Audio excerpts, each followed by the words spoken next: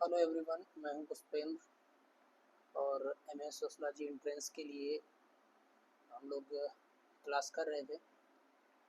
इसका एक क्लास हो चुका है ना।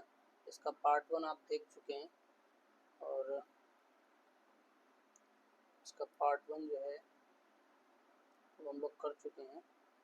पार्ट 1 इसका हो चुका है। पार्ट 1 में हमने पार्ट 1 में हमने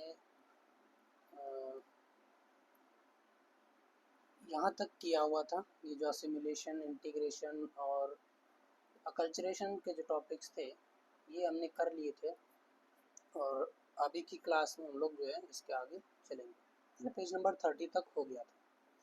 सोशल कंट्रोल और सोशलाइजेशन से हम लोग स्टार्ट करेंगे। ठीक है, तो सोशल कंट्रोल को हम लोग हिंदी में सामाजिक नियंत्रण बोलते हैं और सोशलाइजेशन हम लोग अभी एक बार देख भी चुके हैं। इसके पीछे पिछले वीडियो में देखा हुआ।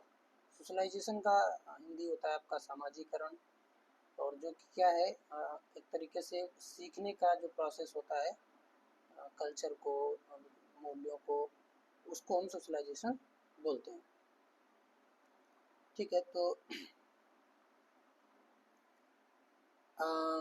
परिभाषा में आप देखिए, समाज द्वारा वांछित आचरण सुनिश्चित करने की प्रक्रिया को हम कहते हैं सोशल कंट्रोल, है ना।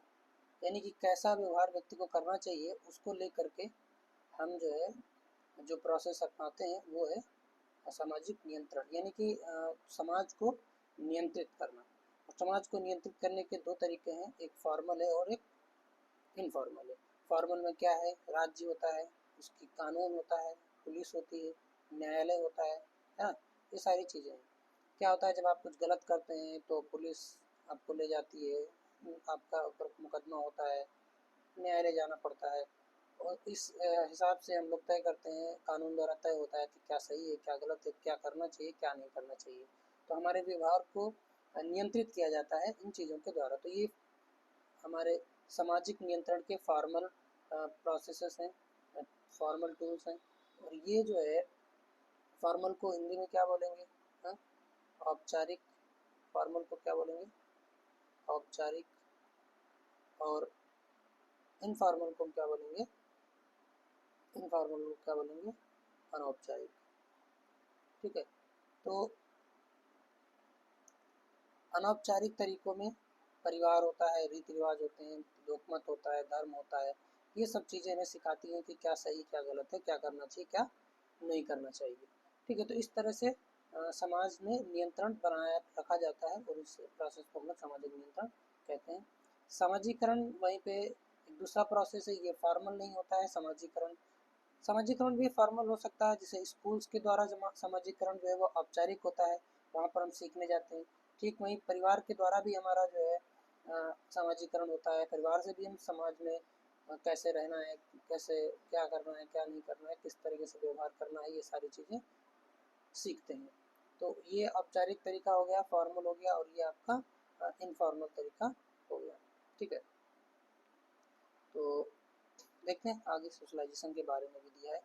सोशलाइजेशन आपका सामाजिकरण, इसको हिंदी बोल रहे हैं। पर परिभाषा में देखेंगे तो वह प्रक्रिया जिससे व्यक्ति समाज के मूल्यों, नियमों और संस्कृति को सीखता है। क्या करता है, सीखता है। ठीक है, तो व्यक्ति को समाज का सक्रिय सदस्य बनाने के लिए ये प्रक्रिया होती है। इसके चरण क्या है, मुख्य रूप से दो चरण दिखाए गए हैं, एक प्राइमरी और सेकेंडरी। प्राइमरी में शैशवावस्था यानी कि बचपन में वो परिवार से सीखता है, और सेकेंडरी मित्र, मीडिया और स्कूल से सीखता है। ठीक है, माध्यम क्या होते हैं, मीडियम क्या होते हैं। मीडियम में आपके पास भाषा है, अनुकरण करते हैं, आप लोगों को फॉलो करते हैं। दूसरों की जो भूमिका है, दूसरे का जो रोल है उसका हम अभिनय करते हैं, है ना। जैसे उदाहरण के तौर पर बच्चे को नमस्ते बोलना सिखाया जाता है बचपन में। माँ, पेरेंट्स क्या करते हैं, बच्चे को सिखाते हैं, जब कोई मेहमान आते हैं कि नमस्ते बोलोगे, वो इस तरह से पैर छूना है, तमाम तरह की चीज़ें। तो एक तरीके से वो सामाजिकरण होता है कि समाज में इस तरह से चीज़ें होती हैं, वो हम उनको सिखाते हैं। ठीक है, इन शॉर्ट हम समझने की कोशिश करें तो सोशल कंट्रोल यानी कि सामाजिक नियंत्रण, सोशल कंट्रोल यानी कि सामाजिक नियंत्रण, सामाजिक नियंत्रण क्या होगा, बिहेवियर को रेगुलेट करना, है ना, बिहेवियर को रेगुलेट करना। सोशलाइजेशन क्या है? बिहेवियर को सीखना और अपनाना। यहाँ पर वो चीज़ें नियंत्रित होती हैं। यहाँ पर नियंत्रित होने का मतलब कि ये वाला व्यवहार करना है, ये वाला व्यवहार नहीं करना है। सोशलाइजेशन में क्या होता है? हम सिर्फ सीखते हैं, है ना, सिर्फ अपनाते हैं। सही गलत तो रहता ही है, लेकिन हम गलत चीज़ों को भी अप्रत्यक्ष रूप से सीख लेते हैं। वो सब सोशलाइजेशन के तहत आ जाता है।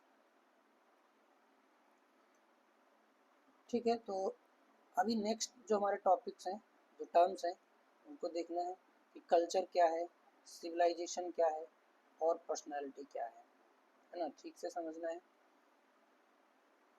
कल्चर क्या है, सिविलाइजेशन क्या है और पर्सनालिटी क्या है। कल्चर के बारे में हम लोग देखें तो जीवन के लिए, है ना, जीवन के लिए सीखे गए व्यवहार, विश्वास, मूल्य, कला, ज्ञान और प्रतीकों का समूह, ये सब कुछ व्यवहार है, विश्वास है ना, मूल्य है, कला है, ज्ञान है, ये सब जो है टोटल का टोटल आपका किस में आ जाता है? कल्चर में आ जाता है, संस्कृति में आ जाता है। सब कुछ जो जो कुछ भी है वो सब का सब जो है हमारे संस्कृति में आ जाता है। ईवी टाइलर का बहुत ही फेमस डेफिनेशन है। ईवी टाइलर परिभाषा देते हैं, culture is the whole, culture is that whole, that complex whole which includes, ये टर्म आपको याद रखना है, कॉम्प्लेक्स होल, है ना, जटिल भी है और होल भी है, संपूर्ण, जिसमें क्या रहता है? नॉलेज रहती है, बिलीफ रहता है, आर्ट रहती है, मोरल्स रहते हैं, लॉ, कस्टम, है ना, प्रथा, कानून, नैतिक, नीति नैतिकता, कला, विश्वास, ये सारी चीज़ें जो है किसके अंदर आएंगी? संस्कृति के अंदर आएंगी। ठीक है, संस्कृति कैसी होती है? ये सीखी जाती है, ये साझा होती है और ये गतिशील होती है। ऐसा नहीं है कि इन चीज़ों में परिवर्तन नहीं होता है। समय के साथ हम देखते हैं कानूनों में भी परिवर्तन होता है, प्रथाएं भी धीरे धीरे बदलती हैं, विश्वास भी धीरे धीरे बदलता है, पर बहुत धीरे, इतना बहुत तीव्रता से नहीं बदलता, है ना। ठीक है, यहाँ पर एक चीज़ और समझनी है संस्कृति से, ये भी क्वेश्चन यहाँ से भी बनता है कि भौतिक और अभौतिक संस्कृति का कौन सा पार्ट है ना। जो कल्चर है, यानी कि जो संस्कृति है, वो संस्कृति के दो पार्ट होते हैं आपके, है ना। एक आपका भौतिक संस्कृति और एक आपका अभौतिक संस्कृति, है ना। मटेरियल में वो चीज़ें आ जाती हैं जिनको हम छू सकते हैं, जो हमें दिखाई देती हैं, हाँ, उनको हम कहेंगे कि वो जो है मटेरियल कल्चर है। जैसे कि घर है, वस्त्र है, तकनीक है, इसको विशेषता याद रखिएगा। तकनीकी को हम लोग कंफ्यूज करके कई बार सोचते हैं कि ये तो नॉन मटेरियल में आना चाहिए, लेकिन तकनीकी या टेक्नोलॉजी जो टर्म है वो आपका भौतिक संस्कृति का पार्ट है, अभौतिक का पार्ट नहीं है। अभौतिक में भाषा होगी, लैंग्वेज को आपको ध्यान में रखना है। भाषा को आप जो है भौतिक में डाल देते हैं कि अक्षर हम देख रहे हैं, लेकिन ऐसा नहीं है। भाषा जो है वो नॉन मटेरियल है, मान्यताएं जो है, मूल्य है, विश्वास है, ये सारी चीज़ें जो है अभौतिक चीज़ें हैं और ये अभौतिक संस्कृति का हिस्सा है। हाँ, बहुत ध्यान से इसको देखना है क्योंकि प्रश्न आएगा, 4 ऑप्शन होंगे, पूछेगा निम्न में से कौन भौतिक संस्कृति का पार्ट नहीं है ना। तो वहाँ आपको देखना पड़ेगा कि कौन भौतिक है और कौन भौतिक नहीं है। ठीक है, उदाहरण के रूप में भारतीय भोजन, है ना, हिंदी भाषा, पर्व त्योहार, ये सब आपके जो है संस्कृति के पार्ट है। किसका? नॉन मटेरियल का, है ना। भाषा जो है नॉन मटेरियल का पार्ट है, पर्व त्योहार जो है नॉन मटेरियल में आएंगे। भोजन जो है मटेरियल में आना चाहिए ना, भारतीय भोजन। ठीक है, भोजन तो हम छू सकते हैं, देख सकते हैं। सभ्यता क्या होती है इसको समझ लेते हैं। सभ्यता तकनीकी विज्ञान का जो भौतिक विकास है, ध्यान दीजिए। कल्चर मुख्य रूप से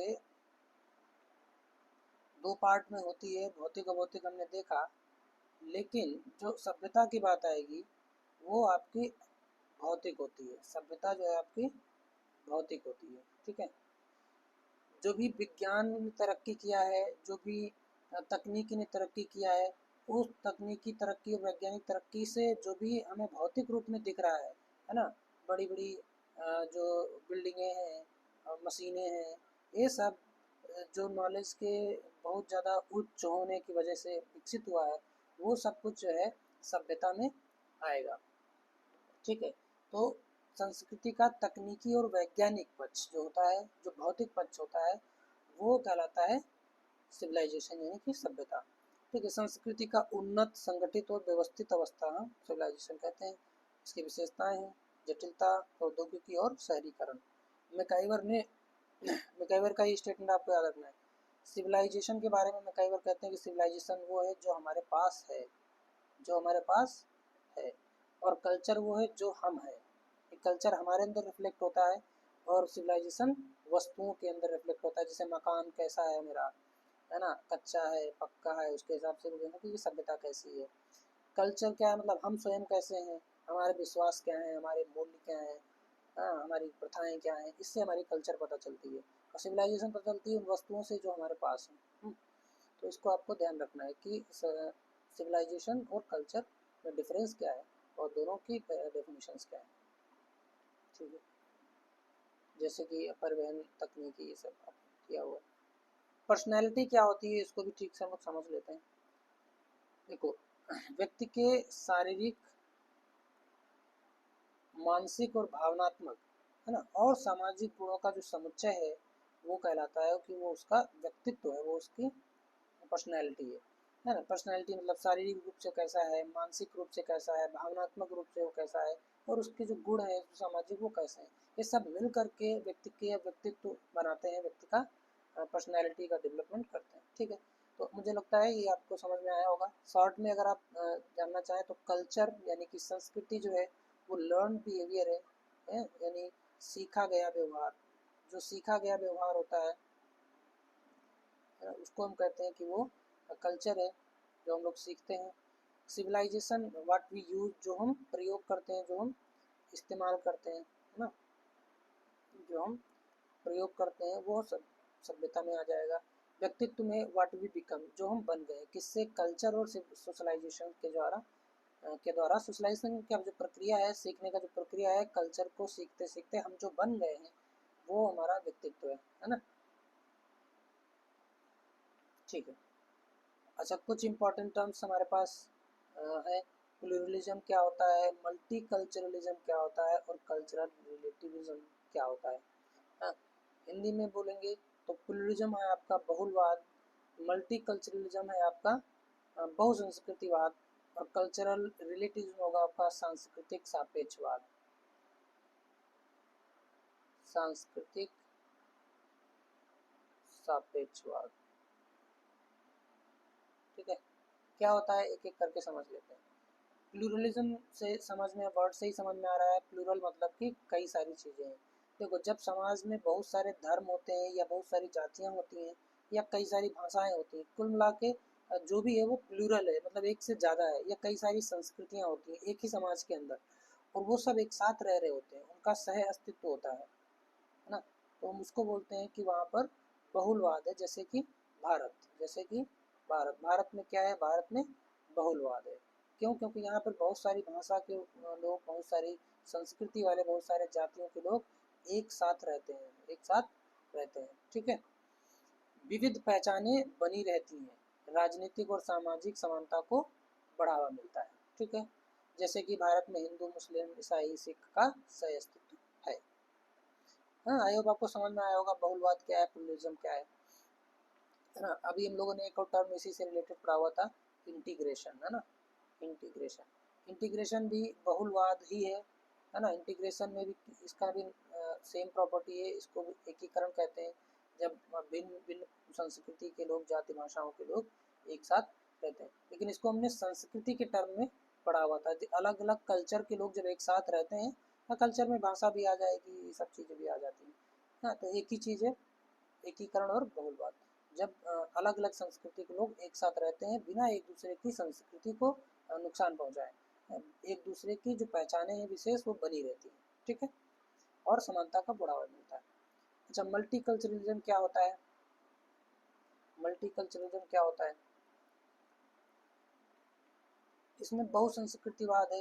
देखो, मल्टी कल्चरलिज्म में एक ही टर्म आपका बढ़ जाएगा, वो ये है कि संस्कृतियों को मान्यता और संरक्षण देना। जब राज्य की तरफ से जो जो भी कल्चर्स हैं समाज में, उन सबको अलग से पॉलिसी के द्वारा, नीति के द्वारा उनको उनकी विविधता को बढ़ावा दिया जाता है ना, कि इनका जो भी कल्चर है वो बढ़े, फले फूले।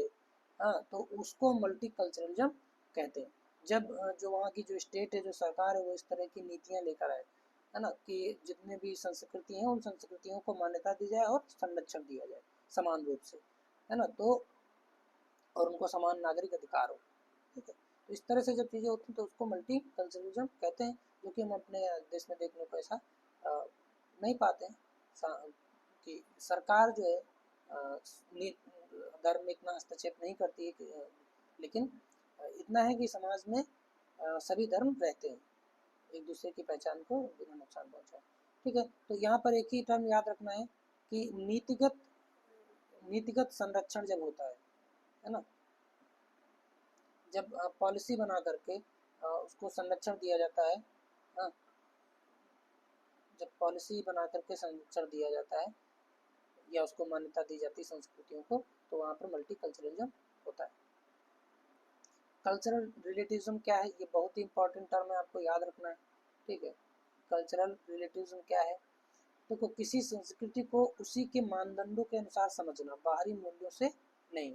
इसको आप समझ सकते हैं इस तरह से, जब हम किसी दूसरे कल्चर को देखते हैं तो उसको हम अपने पॉइंट ऑफ व्यू से एक्सप्लेन करने लगते हैं और उसको गलत या सही या बुरा कहते हैं।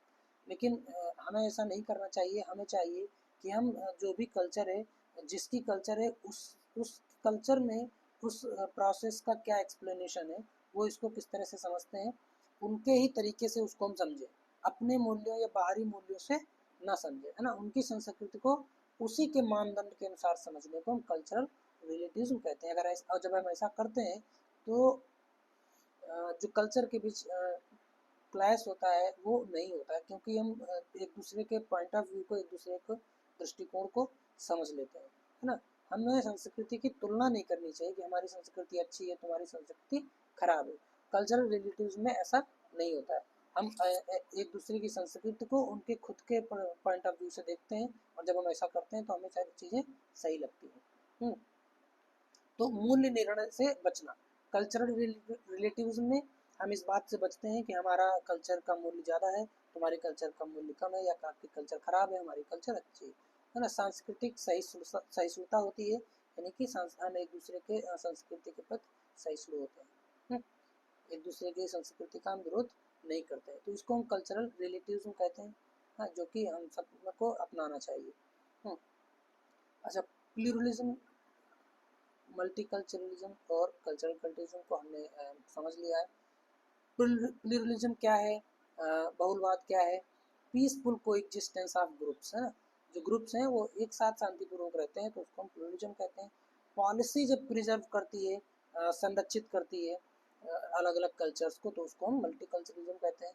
वहीं पर कल्चरल रिलेटिविज्म जो है, तो कोई यूनिवर्सल राइट नहीं है, या कोई यूनिवर्सल सही नहीं है, रॉन्ग नहीं है। मतलब ये नहीं कि ये कल्चर गलत ही गलत है, ये कल्चर सही ही सही है। सभी के अपने कॉन्टेक्स्ट हैं कि कौन से कॉन्टेक्स्ट में कौन सही है, कौन से कॉन्टेक्स्ट में कौन सही है।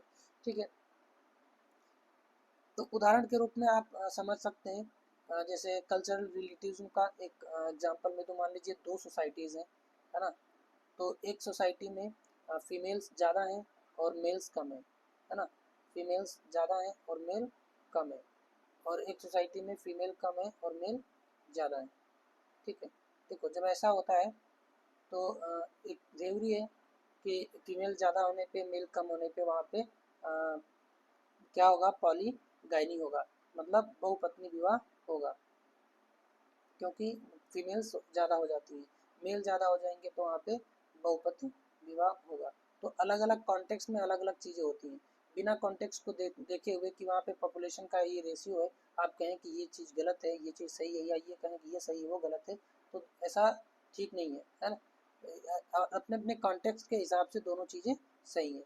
कि अगर यहाँ पर बहुपत्नी विवाह नहीं होगा तो बहुत सारी फीमेल्स ऐसी होंगी जो अनमैरिड, उनको लाइफ में जो है वो करना पड़ेगा, बिताना पड़ेगा, है ना। यहाँ अगर बहुपत्नी विवाह नहीं होगा तो बहुत सारे मेल्स को ऐसे ही लाइफ बिताना पड़ेगा। तो वहाँ की सिचुएशन के हिसाब से वहाँ के कल्चर, वहाँ के कस्टम जो है फ्रेम होते हैं। और जब भी हमें अलग अलग कल्चर की चीज़ों को देखना हो तो हमें इस तरह ही देखना चाहिए। कल्चरल रिलेटिव्स का यही जो है कॉन्सेप्ट है। ठीक है, आई होप आपको समझ में आया होगा। ठीक है, सोशल स्ट्रेटिफिकेशन क्या होता है, ये भी एक इम्पॉर्टेंट कॉन्सेप्ट है, इसको भी समझिए। देखो, स्ट्रेटिफिकेशन का सीधा सा मतलब है वर्गीकरण एक तरीके से, है ना, या इसको कह सकते हैं स्तरीकरण। स्तरीकरण ज़्यादा सटीक शब्द है और यही आता भी है हिंदी में लिख के। मतलब आप जो पॉपुलेशन है, जो सोसाइटी है, उसको आप कुछ पार्ट्स में डिवाइड कर देते हैं, है ना, कुछ स्तर में डिवाइड कर देते हैं, तो वो ही आपका कहलाता है स्तरीकरण, है ना। और स्तरीकरण होगा तो निश्चित तौर पे किसी न किसी आधार पे होगा। तो समाज में व्यक्तियों का या समूहों का श्रेणीबद्ध असमान व्यवस्था, ये असमानता जरूरी है। अगर असमानता नहीं होगी तो हम स्तरीकरण कैसे कर पाएंगे। उनकी मान्य असमानता, पदानुक्रम, ये सब जो होता है, समानता पदानुक्रम मतलब पद का जो है अनुक्रम है, कि पद में ये ज़्यादा है, ये कम है, ये सबसे कम है। इस तरह से जब हम समाज को बांट देते हैं कि ये उच्च है, ये निम्न है, ये सबसे निम्न है, तो उसको हम कहते हैं वो सोशल स्ट्रेटिफिकेशन है, सामाजिक स्तरीकरण है, सामाजिक स्तरीकरण है। ठीक है, देखो, सामाजिक मूल्यों और संसाधनों का असमान वितरण भी इसका एक आधार है। हाँ, देखो, तो फॉर्म्स क्या है इसका, कितने प्रकार के हमारी अपनी सोसाइटी में स्तरीकरण पाया जाता है। जाति के आधार पर स्तरीकरण हम देखते हैं। जाति एक क्लोज्ड सिस्टम है। क्लोज्ड सिस्टम कैसे है, बंद, जाति को एक बंद प्रणाली कहते हैं या बंद वर्ग भी कहते हैं। जाति को बंद प्रणाली या बंद वर्ग भी कहते हैं। है, इसको याद रखिएगा, ये एक स्टेटमेंट के तौर पे आता है। जाति क्या है, जाति एक बंद वर्ग है ना। बंद वर्ग इसलिए कि जो जिस जाति में पैदा हुआ वो उसी जाति में रहता है, मृत्यु तक वो किसी दूसरी जाति का हिस्सा नहीं बन सकता। एक क्लोज्ड सिस्टम है ना। भारत की वर्ण व्यवस्था, ये सब जो है इसका आधार है, जन्म आधारित होती है। और जाति के आधार पर स्तरीकरण होता है, हम लोग जानते हैं। जो वर्ण व्यवस्था में जो द्विज जातियाँ हैं, जो ब्राह्मण, जो वैश्य और जो क्षत्रिय हैं, और जो शूद्र है, इनका एक क्रम है। सबसे ऊपर ब्राह्मण आएगा, फिर क्षत्रिय आएंगे, फिर वैश्य आएंगे, शूद्र आएंगे। ये एक स्तरीकरण है जाति के आधार पे, वर्ण व्यवस्था के आधार पे। ठीक है, क्लास के हिसाब से भी स्तरीकरण होता है। क्लास क्या होता है, क्लास जो है, क्लास को हम हिंदी में वर्ग बोलते हैं, है ना। और ये एक आर्थिक स्थिति के आधार पे होती है। ठीक है, किस आधार पे, आर्थिक स्थिति के आधार पे, यानी इनकम के आधार पे, आय के आधार पे, इनकम या आय के आधार पे। जिसकी आय ज़्यादा है वो उसका अलग वर्ग होगा, जिसकी आय कम है या बहुत कम है उसका वर्ग अलग होगा, है ना। हम जानते हैं वर्तमान समाज में वर्ग जो है दो प्रकार के हैं। एक पूंजीपति वर्ग है ना, जिनके पास बहुत पैसा है और जो उत्पादन के जो साधन है उनके मालिक हैं। और ये मेहनत कश वर्ग है, जिनके पास, जिनका जो है उत्पादन के साधनों पर कोई अधिकार नहीं है, जो श्रम बेचकर अपना जीवन यापन करते हैं। ठीक है, तो ये जो वर्ग है, वर्ग एक ओपन सिस्टम है, वर्ग एक ओपन सिस्टम है। कोई भी कोई भी गरीब इंसान मेहनत करके, पढ़ाई करके अपने वर्ग का परिवर्तन कर सकता है, यानी कि वो गरीब से अमीर हो सकता है ना। लेकिन जाति में ऐसा नहीं है। तो ये क्या है, ये एक ओपन सिस्टम है, ये एक खुला वर्ग है, ये एक खुला वर्ग है, ओपन वर्ग सिस्टम है ना। तो ये समझ लीजिए आप, क्लास दो तरह के होते हैं, और क्लास एक ओपन सिस्टम है, और क्लास का आधार आर्थिक स्थिति होती है, जन्म नहीं होता है। जाति का आधार जन्म होता है, और वो एक बंद वर्ग है।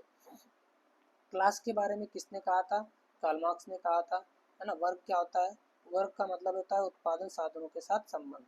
अगर जो उत्पादन साधनों का मालिक होता है उसको पूंजीपति कहते हैं, और जो जिसका उत्पादन साधनों पर कोई मालिकाना हक नहीं है उसको हम मेहनत कश कहते हैं। ये श्रम को बेच करके अपना जीवन यापन करते हैं। ठीक है, स्टेट के हिसाब से भी स्तरीकरण होता था, यूरोप में होता था, अभी तो नहीं इस तरह से। स्टेट का मतलब होता है भूमि पर अधिकार के हिसाब से, है ना। ये मध्यकालीन यूरोप में पाया जाता है। कृषक जो है उनके पास उनकी जमीन का कुछ हिस्सा होगा, पादरी के पास ज़्यादा होगा, राजा के पास उससे ज़्यादा होगा, इस तरह इसके हिसाब से होता था। स्लेवरी एक सिस्टम होता था, उसमें भी स्तरीकरण होता था मनुष्य द्वारा मनुष्य का स्वामित्व की, एक मालिक है और एक दास है। ये स्तरीकरण दो स्तर मुख्य रूप से, मालिक और दूसरा स्तर क्या होगा, दास। मालिक और दास, एक ही स्तर एक ही स्तर, इस तरह से समाज दो स्तर में बटा हुआ था। ठीक है, अब क्या क्या आधार होते हैं स्तरीकरण के, इनको देख लेते हैं, किस किस आधार पर स्तरीकरण हो सकता है। मुख्य मुख्य रूप से एक तो है इकोनॉमिक आधार पे, धन और आय के आधार पे किस बांट दिया, एक तो वो जिनकी संपत्ति सबसे ज्यादा, एक वो जो बीच में है, एक वो जो सबसे कम है, एक वो जिनके पास संपत्ति है ही नहीं, भिखारी है। इस तरह से समाज का स्तरीकरण आर्थिक आधार पे किया जा सकता है। सामाजिक आधार पे किया जा सकता है कि समाज में उनका सम्मान कैसा है, उनकी जाति कैसी है जो कि जन्म आधारित है। शिक्षा के आधार पे शिक्षित, अल्प शिक्षित, अशिक्षित, इस तरह से किया जा सकता है। एजुकेशन के आधार पे, धर्म के आधार पे हम जानते हैं वर्ण व्यवस्था, पॉलिटिकल आधार पे भी कर सकते हैं, वो लोग जिनका राजनीति से संपर्क है, सत्ता पे जो काबिज है, वो जो सत्ता पे नहीं है, वो जिनको सत्ता से में रहते हैं लेकिन अभी सत्ता से बाहर है, इस तरह से भी किया जा सकता है। तो ये आधार है जिनके आधार पे हम सामाजिक स्तरीकरण किया जाता है। ठीक है, अच्छा कास्ट के बारे में एक चीज याद रखना है कि कास्ट जो है वो एस्क्राइब्ड परिस्थिति है, यानी कि स्टेटस है। ये हम लोग पहले देख भी चुके हैं, है ना। कास्ट यानी कि जाति जो है, जाति जो है वो आरोपित या नियत ना परिस्थिति है, नियत परिस्थिति है। वहीं पर जो आपका क्लास है यानी कि जो वर्ग है, वर्ग जो है आपका अचीव्ड या अर्जित परिस्थिति होती है, अर्जित परिस्थिति होती है। यानी इसको आप अर्जित कर सकते हैं अपने लाइफ में, है ना, मेहनत और परिश्रम से। स्ट्रेटिफिकेशन में हायरार्की मस्ट होती है, मतलब हायरार्की का मतलब होता है क्या बोलेंगे, एक क्रम है, कुछ लोग उच्च हैं, उसके बाद निम्न लोग हैं, उसके बाद निम्नतम लोग हैं, है ना, उसके सबसे ऊपर उच्चतम लोग हैं। मतलब निम्नता उच्चता के हिसाब से हायरार्की के कुछ लोग ऊपर फिर नीचे, इसको हम एक क्रम जो होता है उसको हम बोलते हैं। और इनइक्वलिटी के आधार पे होता है, अगर समानता हो गई तो स्ट्रेटिफिकेशन का क्या मतलब है, स्तरीकरण हो नहीं पाएगा।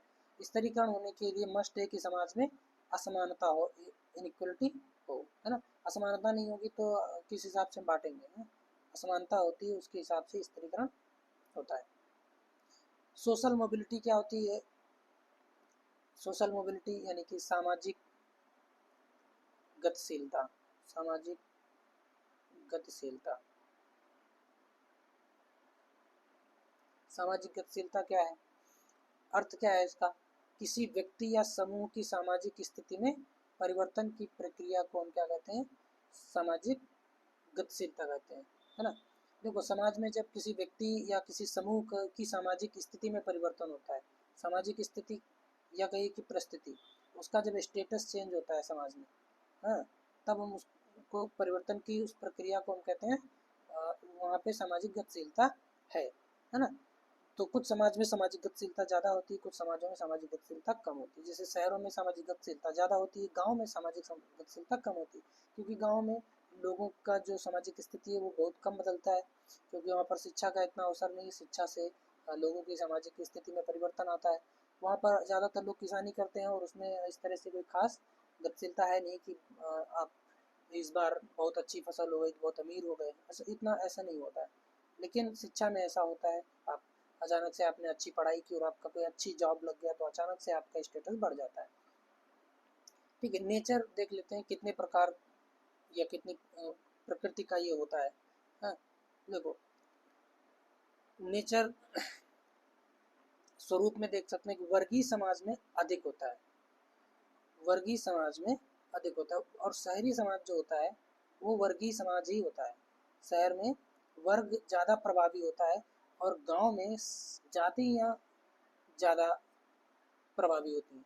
तो जातिगत समाज में सामाजिक गतिशीलता कम होती है और वर्गीय समाज में सामाजिक गतिशीलता अधिक होती है। ठीक है, सामाजिक गतिशीलता के दो और प्रकार होते हैं, ऊर्ध्वगामी और अधोगामी।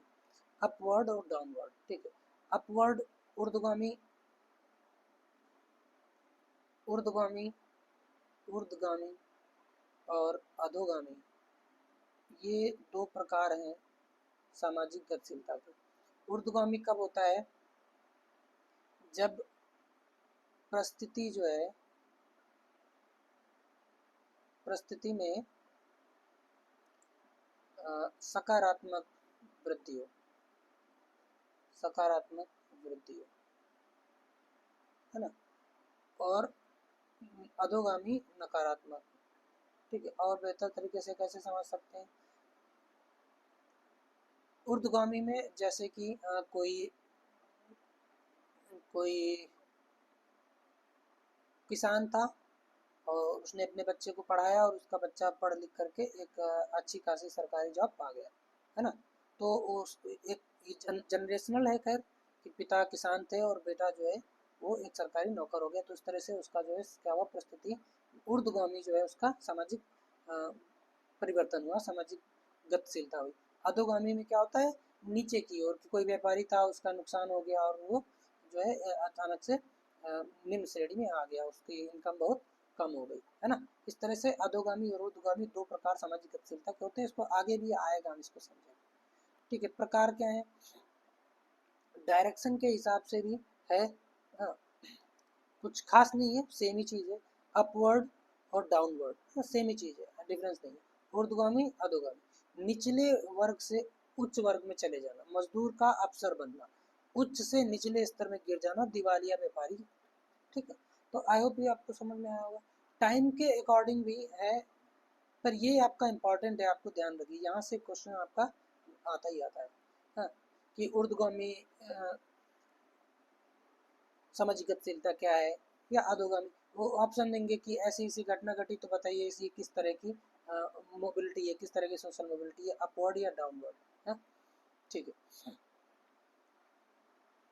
टाइम के अकॉर्डिंग भी है कि एक ही पीढ़ी में जब परिवर्तन होता है तो उसको हम इंट्रा जनरेशनल बोलते हैं, और जब अलग अलग पीढ़ियों के बीच में होता है तो उसको बोलते हैं कि वो इंटर जनरेशनल सोशल मोबिलिटी है। जैसे पिता है किसान था, बेटा इंजीनियर हो गया, तो ये क्या है, पीढ़ियों के बीच में गतिशीलता आई है, तो इंटर जनरेशनल है। और एक ही व्यक्ति के जीवन में जब सामाजिक परिवर्तन होता है तो इंट्रा जनरेशनल होता है, इसको आप समझिएगा, इंट्रा जनरेशनल, इंटर जनरेशन, ठीक है। हिंदी इसका नहीं है, आपको इंग्लिश में याद रखना होगा। मीन्स के आधार पे देखो, ये भी आपका बहुत ही ज़्यादा इम्पोर्टेंट है, दोनों ही टर्म आपको याद रखने हैं, ठीक है। हॉरिजॉन्टल मोबिलिटी और वर्टिकल मोबिलिटी, देखो वर्ड्स अलग अलग है, मीनिंग सेम ही है, ठीक है।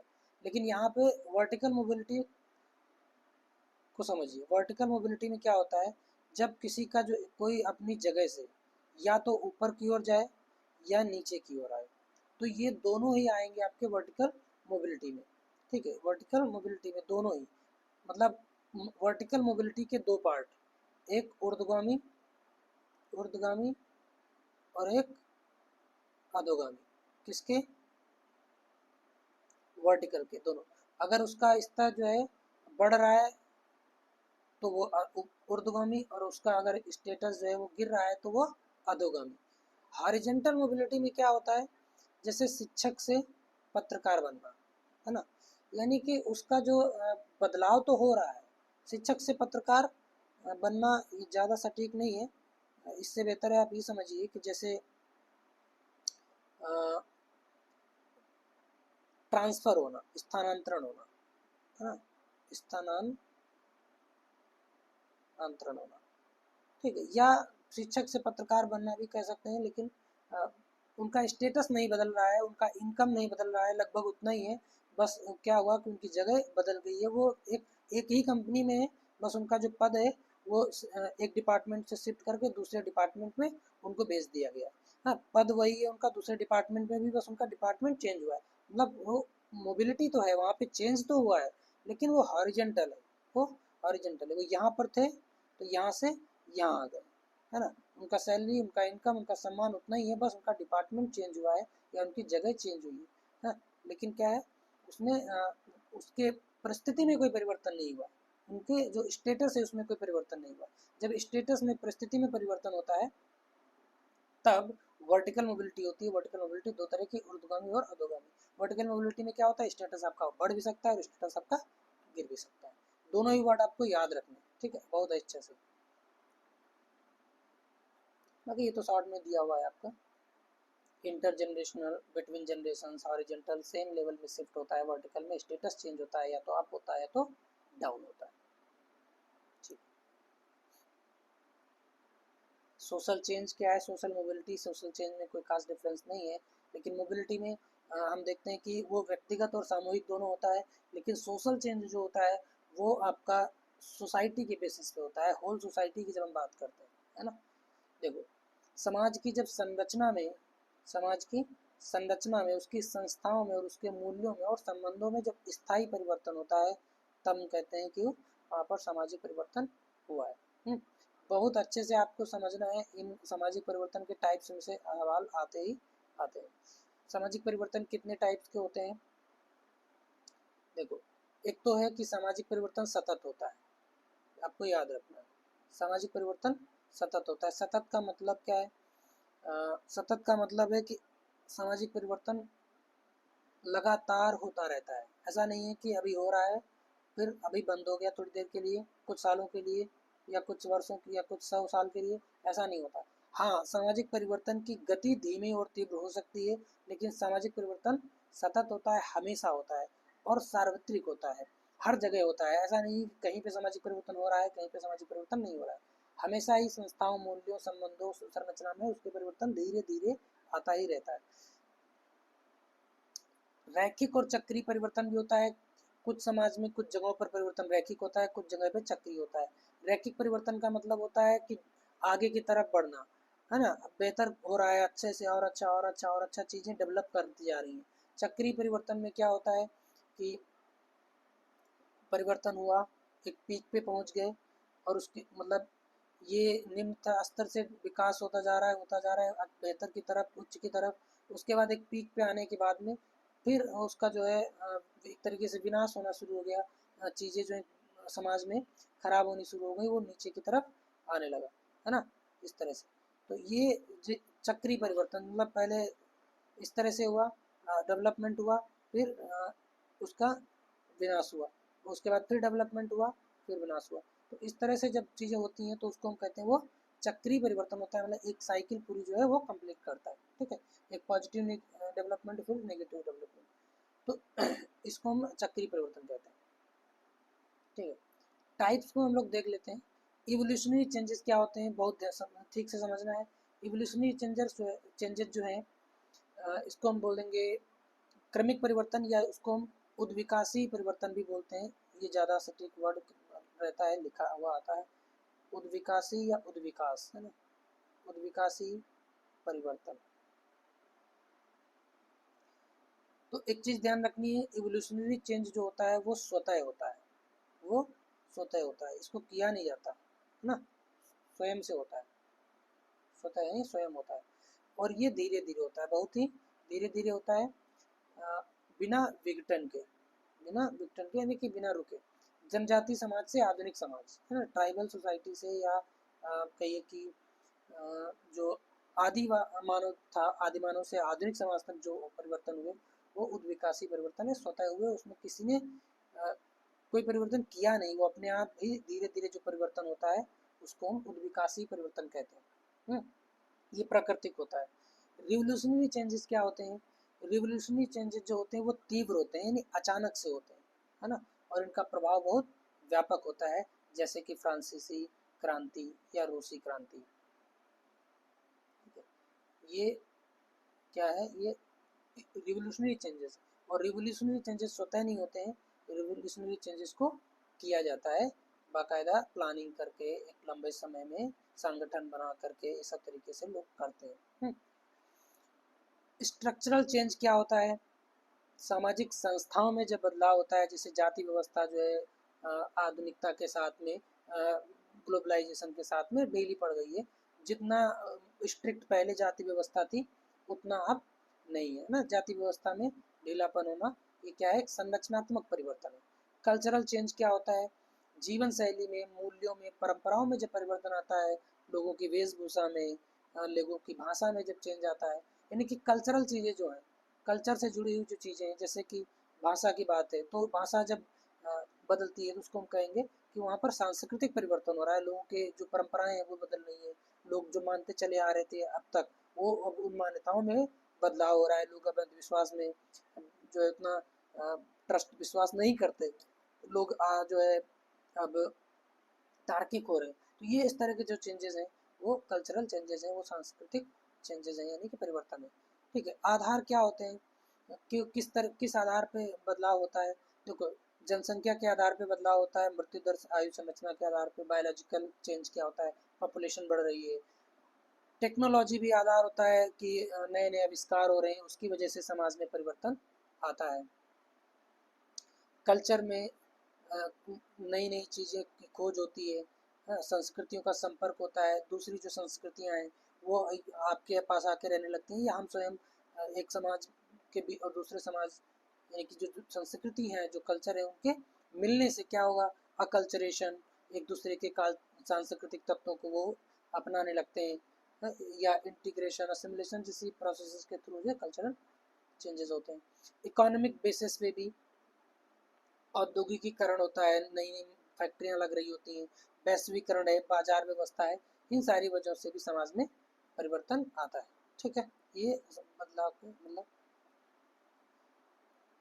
सरकारें बदलती हैं, उसकी वजह से भी परिवर्तन होते हैं, युद्ध होते हैं, नए नए संविधान बनते हैं, शिक्षा से भी, ज्ञान के प्रसार से, चेतना के प्रसार से भी समाज में परिवर्तन आता है। लोग आइडियोलॉजिकल आंदोलन चलाते हैं, सुधार आंदोलन है, वैचारिक आंदोलन है, मार्क्सवाद जैसे, इसके हिसाब से इसके जरिए भी समाज में परिवर्तन आते हैं। तो आइडियोलॉजिकल बेसिस भी होते हैं समाज में परिवर्तन के। ठीक है, मुख्य रूप से आपको दो चीज़ें समझनी है, देखना तो आपको सभी है। रिवोल्यूशनरी चेंजेस के बारे में आपको याद रखना है कि ये चेंजेस सडन होते हैं, ये तीव्र होते हैं और अचानक होते हैं और व्यापक होते हैं और व्यापक होते हैं, है ना। इनका परिवर्तन जब होता है तो समाज में सब कुछ बदलता है। ठीक है, सब कुछ बदलता है, अमूल चूल परिवर्तन करते हैं उसको, अमूल चूल बेस से चीज़ें बदल जाती है। ठीक है, याद रखिए। टेक्नोलॉजी सबसे शक्तिशाली कारक है, हाँ, और सोशल मूवमेंट्स क्या होते हैं ये हम लोग समझते हैं। सोशल मूवमेंट्स क्या होते हैं ये हम लोग समझते हैं। ठीक है, देखिए, सोशल मूवमेंट किसे कहते हैं? जब लोग संगठित होते हैं, सामूहिक रूप से कुछ प्रयास करते हैं कि समाज में या उसकी जो व्यवस्था है उसमें कुछ परिवर्तन किया जा सके या किसी चीज़ का विरोध किया जा सके। ठीक है, तो जब ऐसा होता है तो हम उसको कहते हैं सोशल मूवमेंट। कब? जब लोग सामूहिक रूप से किसी समाज में किसी तरह के परिवर्तन को लाने का प्रयास करते हैं।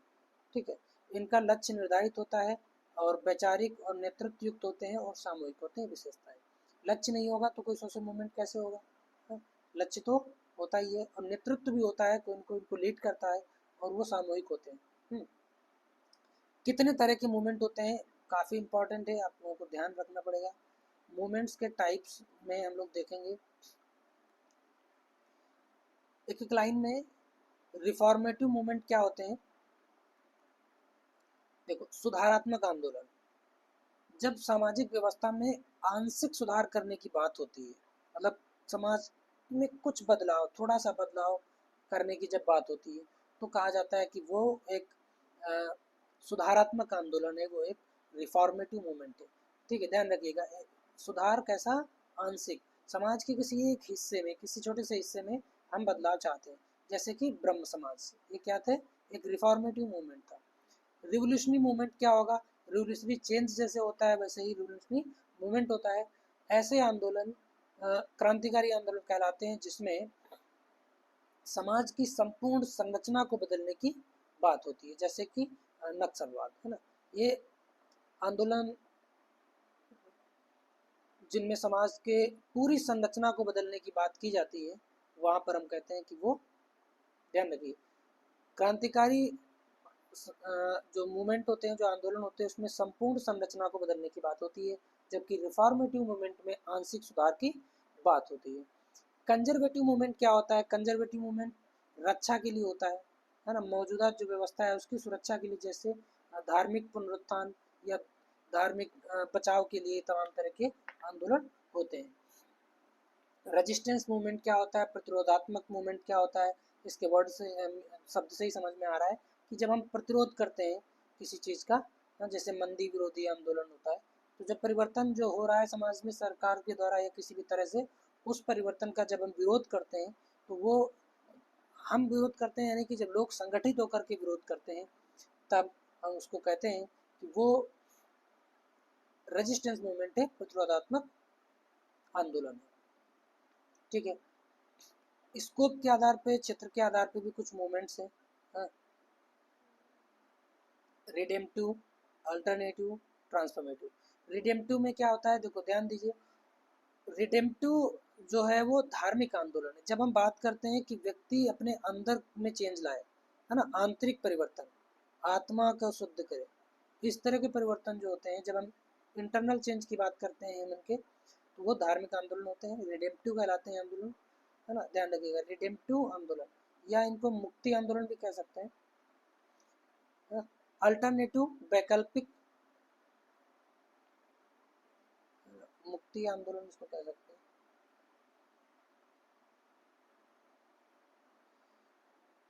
वैकल्पिक, अल्टरनेटिव, विशिष्ट मुद्दों पर सीमित परिवर्तन, जैसे शराबबंदी के ऊपर परिवर्तन, तो अल्टरनेटिव मूवमेंट। ट्रांसफॉर्मेटिव क्या होता है, व्यापक और गहन सामाजिक परिवर्तन, जैसे कि दलित आंदोलन को हम ट्रांसफॉर्मेटिव आंदोलन कहते हैं। ठीक है, रिफॉर्मेटिव, रिवोल्यूशनरी को आप समझिएगा, रिफॉर्मेटिव आपके आंशिक बदलाव की बात करते हैं, रिवोल्यूशनरी संपूर्ण परिवर्तन की बात करते हैं, रिडेम्पटिव मूवमेंट जो होते हैं वो आत्मिक परिवर्तन की बात करते हैं, आपको याद रखना है। ठीक है, ठीक है, आगे देखते हैं। ठीक है, इंडियन जो सोशल सिस्टम है उसके फीचर्स आपको जरूर याद रखने हैं। देखो, इंडियन सोशल सिस्टम के फीचर्स क्या हैं, एक तो इंडियन सोशल सिस्टम में कास्ट सिस्टम होता है। कास्ट सिस्टम क्या है, जाति आधारित होता है, हाँ, जाति आधारित सामाजिक व्यवस्था है। ज्वाइंट फैमिली हमारे इंडियन सोशल सिस्टम का एक फीचर है। बहुपीढ़ी, साझा आय, साझा जिम्मेदारी और आधारित परिवार होता है। ज्वाइंट फैमिली क्या होता है समझाने की जरूरत नहीं है ना। जब 3 पीढ़ियाँ या 2 से अधिक पीढ़ियाँ एक साथ रहती हैं, है ना, दादा दादी, माता पिता, बच्चे, है ना, 3 पीढ़ियाँ एक साथ रहती हैं तो उसे हम क्या कहते हैं, संयुक्त परिवार कहते हैं। माता पिता, चाचा चाची, ये सब भी एक साथ रहते हैं। ठीक है, तो ये आपका किस में आ जाएगा, ज्वाइंट फैमिली में आ जाएगा। पितृसत्ता, पुरुष प्रधानता भी कह सकते हैं। पितृसत्ता हमारे भारतीय समाज का एक, हाँ, पुरुष प्रधान समाज में पितृसत्ता होती है। पितृसत्ता का मतलब है कि वंश और संपत्ति पे अधिकार पुरुष से चलते हैं। पुरुष प्रधान समाज में पितृसत्ता होती है। हमारा जो भारतीय समाज है पुरुष प्रधान समाज है, यहाँ पर पितृसत्ता पाई जाती है। ठीक है, हमारा समाज एक विलेज कम्युनिटी है, यहाँ पर गांव पाए जाते हैं अधिकांशतः। सामाजिक जीवन का केंद्र जो है आत्मनिर्भर होते हैं और परंपरागत होते हैं। भारतीय गांवों पर एम.एन. श्रीनिवास का काफ़ी सारा काम है ना, और हम देखेंगे एम.एन. श्रीनिवास की एक किताब है, इम्पोर्टेंट, आपको याद रखना है। फिलहाल अभी इस पर हम लोग बात करेंगे आगे, चलिए आगे ही बात करेंगे। तो रिलीजियस ओरिएंटेशन है हमारा जो समाज है, वो भारतीय समाज वो धार्मिक समाज है। धर्म के जीवन के सभी पक्षों में धर्म समाहित है। हाँ, कर्म, पुनर्जन्म और मोक्ष की अवधारणाएं हर जगह लगी रहती हैं, जुड़ी रहती हैं। हायरार्की है हमारे सोसाइटी में, हायरार्की है, सामाजिक संबंधों में ऊंच नीच की स्थायी संरचना है। छोटी बड़ी परंपराएं, लिटिल और ग्रेट ट्रेडिशन। लिटिल और ग्रेट ट्रेडिशन से जुड़ा हुआ एक टर्म आपको याद रखना है, एक नाम है रॉबर्ट रेडफील्ड, है ना। छोटी और बड़ी परंपराओं के बारे में किसने बात किया है, रॉबर्ट रेडफील्ड ने बात किया है ना। लिटिल और ग्रेट ट्रेडिशन का कॉन्सेप्ट किसने दिया है, रॉबर्ट रेडफील्ड ने दिया है। लिटिल ट्रेडिशन वो होती है, मतलब कुछ ऐसे परंपराएं हैं, कुछ ऐसे त्यौहार हैं जो छोटे स्तर पे मनाए जाते हैं, वहीं पर कुछ ऐसे त्यौहार हैं जो बहुत बड़े स्तर पे मनाए जाते हैं, जैसे कि दिवाली, है ना, जैसे कि दिवाली। ठीक है, तो यही लिटिल ट्रेडिशन में कुछ त्यौहार ऐसे होते हैं जो छोटे स्तर पे गांव और या एक शहर, इस तरह से छोटे छोटे स्तर पे, या एक राज्य ज़्यादा हो जाएगा, है ना, जो लोकल स्तर पे एक क्षेत्र विशेष में जो त्यौहार मनाए जाते हैं या जो परंपराएं होती हैं लिटिल होती हैं। ग्रेट ट्रेडिशन जो नेशन वाइड हो, जो बहुत बड़े स्तर पे जो है मान्य हो, उनको हम ग्रेट ट्रेडिशन बोलेंगे। लिमिटेड सोशल मोबिलिटी, हमारे यहाँ जाति प्रथा है, हमारे यहाँ धर्म का बहुत ज़्यादा प्रभाव है, इस सब चीज़ों की वजह से सोशल मोबिलिटी जो है वो बहुत ही कम है, खासकर गाँव में। पेट्रियार्की है, रिलीजन है, हायरार्की है, ये सब हमारे सोसाइटी के फीचर्स हैं। ठीक है, मैरिज इन इंडिया से भी क्वेश्चन आएंगे। मैरिज इन इंडिया कैसे, भारत में शादी का क्या सिस्टम है। ट्राइबल मैरिजेज में क्या होता है, ट्राइबल मैरिजेज हमारे जो है जनजाति समूह बहुत लचीले होते हैं, सरलता होती है इनमें, प्रेम सहमति या सामाजिक परंपराओं पर आधारित होते हैं, दहेज प्रथा कम होती है या नहीं के बराबर होती है, कई जनजातियों में क्रॉस कजिन विवाह भी पाया जाता है। ठीक है, जनजाति विवाह से कुछ विवाह इस तरह से भी हैं कि कहाँ पे बहुपत्नी विवाह पाया जाता है और कहाँ पे बहुपति विवाह पाया जाता है। इसको हम एक आध वीडियो बना करके ऐड करेंगे, अभी तो इस पे बात नहीं किया जा सकता, इस नोट में ये मिक्स नहीं है ना, बहुपति और बहुपत्नी विवाह। ठीक है, बहुपत्नी विवाह या बहुपति विवाह। भारत में कई तरह के जनजाति पाए जाते हैं, उन जनजातियों में कहाँ पे बहुपति विवाह पाया जाता है और कहाँ पे बहुपत्नी विवाह पाया जाता है, ये इससे रिलेटेड एक छोटा सा नोट में बनाऊंगा, तो याद रखना होगा आपको। ठीक है, ठीक है, तो हिंदू मैरिज की हम लोग बात करते हैं। हिंदू मैरिज से रिलेटेड आपको याद रखना है कि हिंदू मैरिज को हम एक धार्मिक संस्कार मानते हैं। हिंदू मैरिज एक धार्मिक संस्कार होता है और जीवन भर का पवित्र बंधन होता है, आपको ये याद रखना है। हिंदू मैरिज क्या है, हिंदू मैरिज एक धार्मिक संस्कार है और इसमें कुछ प्रमुख अनुष्ठान होते हैं, कन्यादान, सप्तमी, अग्नि के चारों ओर फेरे, है ना। हिंदू मैरिज एक धार्मिक संस्कार है। पारंपरिक प्रकार होते हैं कुछ शादियों के हिंदू धर्म में, ब्रह्म, गांधर्व, आसुर, राक्षस, ये भी आपको याद रखना है, थोड़ा सा मैं आगे भी दिया हुआ है, इसको देख लो। ठीक है, विवाह का एक नियम है कि गोत्र, जाति और वर्ण आधारित प्रतिबंध होते हैं। आमतौर पे स्वजाति और स्वगोत्री विवाह वर्जित होते हैं, याद रखिए। स्वजाति एक ही जाति में और एक ही गोत्र में शादियां नहीं होती। ठीक है, इसी तरह मुस्लिम धर्म में आपको याद रखना है, मुस्लिम धर्म में, मुस्लिम विवाह में जो विवाह, मुस्लिम धर्म में जो विवाह है, विवाह को हम एक सिविल कॉन्ट्रैक्ट मानते हैं, विवाह को एक सिविल कॉन्ट्रैक्ट मानते हैं। ठीक है, धार्मिक और कानूनी अनुबंध होता है। क्रिश्चियन जो मैरिज है उसको एक पवित्र अनुबंध माना जाता है।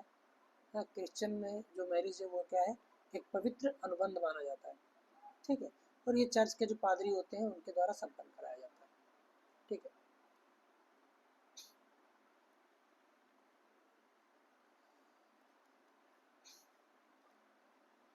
अब देखो, चूंकि विवाह का इतना सारा प्रणाली है, पर विवाह में कुछ कुछ चेंजेस भी आ रहे हैं।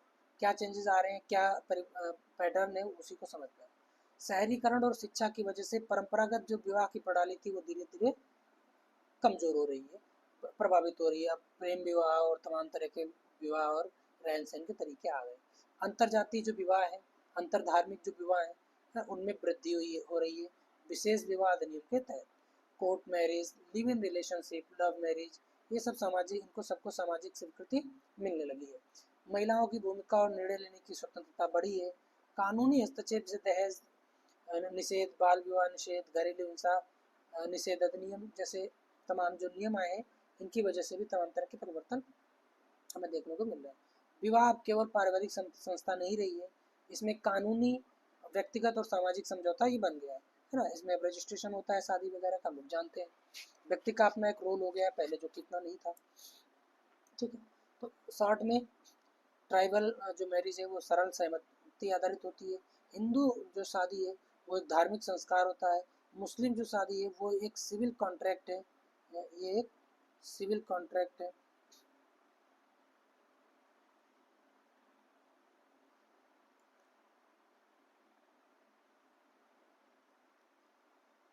एक सिविल कॉन्ट्रैक्ट, ठीक है। क्रिश्चियन क्या है, एक पवित्र अनुबंध है। क्रिश्चियन मैरिज क्या है, पवित्र अनुबंध है। देखिए है ना, ट्रेंड्स में वही है, शिक्षा विवाह, शिक्षा विशेष विवाह नियम, सामाजिक स्वीकृति आदि का विस्तार हो रहा है। ठीक है। अच्छा ये मैं बोल रहा था, हिंदी मैरिज के जो टाइप्स हैं वो मैं यहाँ पे दे दिया हूँ।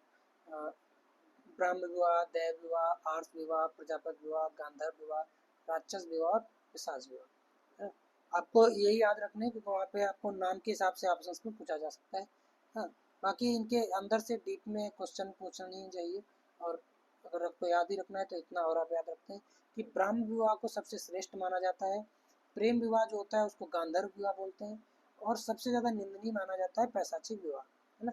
और राक्षस विवाह में क्या होता है, अपहरण किया जाता है, अपहरण करके जो है शादी किया जाता है, तो उसको हम राक्षस विवाह कहते हैं। पैशाचिक विवाह सबसे ज़्यादा निंदनीय होता है, श्रेष्ठतम होता है ब्राह्म विवाह, और प्रेम विवाह गांधर्व विवाह होता है। ठीक है, आपको याद रखना। फैमिली इन इंडिया से रिलेटेड भी आपका क्वेश्चन है। फैमिली हाउस होल्ड क्या होता है, एक ही छत के नीचे रहने वाले व्यक्ति जो खाना, खर्च और संसाधन साझा करते हैं उनको हम परिवार कहते हैं, सॉरी उनको हम गृहस्थी कहते हैं, या उनको हम हाउस होल्ड कहते हैं। ध्यान दीजिए, सभी परिवार हाउस होल्ड हो सकते हैं लेकिन सभी हाउस होल्ड परिवार नहीं हो सकते। देखो परिवार जो है, परिवार में साथ में सिर्फ रहना नहीं होता है, परिवार में भावनात्मक संबंध है। परिवार एक भावनात्मक संबंध है, जब तक भावनात्मक रिश्ता नहीं है तब तक उसको परिवार नहीं कह सकते। हाउस होल्ड में ऐसा नहीं है, हाउस होल्ड में वो एक साथ खा रहे हैं, खर्च और संसाधन साझा कर रहे हैं, पर जरूरी नहीं उनमें भावनात्मक संबंध हो। ठीक है, तो सामाजिक और आर्थिक इकाई के रूप में हाउस होल्ड काम करता है। जनगणना में हम हाउस होल्ड को लेते हैं, जनगणना में परिवार नहीं लिया जाता है, जनगणना में हाउस होल्ड लिया जाता है। ठीक है, ज्वाइंट फैमिली क्या है ये पढ़ चुके हैं, दो या दो से अधिक पीढ़ियां जब एक साथ रहती हैं, है ना, साझा आय, खर्च, पितरात्मक पितृसत्तात्मक एकत्रित संपत्ति, श्रम का विभाजन, सामाजिक नियंत्रण, सुरक्षा आदि रहती है। न्यूक्लियर फैमिली भी हम लोग देख चुके हैं, पति पत्नी और अविवाहित बच्चे जब साथ रहते हैं तो उसको नाभिकीय परिवार किया जाता है। स्वतंत्रता होती है, आर्थिक सामाजिक इकाई है, स्वतंत्र आर्थिक और सामाजिक इकाई है। आधुनिक शहरी जीवन की विशेषता है, निर्णय में स्वायत्तता होती है और गतिशीलता इनमें अधिक होती है। ठीक है, ये सब प्रकार हैं, लेकिन इन सब में भी धीरे धीरे चेंजेस आ रहे हैं। किस तरह के चेंजेस आ रहे हैं, शहरीकरण और औद्योगिकरण की वजह से संयुक्त परिवार टूट गया है और नाभिकीय परिवार को वृद्धि मिली है। महिला शिक्षा और कामकाजी महिलाओं की संख्या में वृद्धि हो रही है, पारिवारिक संरचना में बदलाव हो रहा है। Live in, single parent, childless couple, LGBTQ+ families आदि को स्वीकृति मिल रही है। ठीक है, ग्रामीण क्षेत्रों में भी संयुक्त से नाभिकीय परिवार की प्रवृत्ति बढ़ रही है। ठीक है, ये हो गया।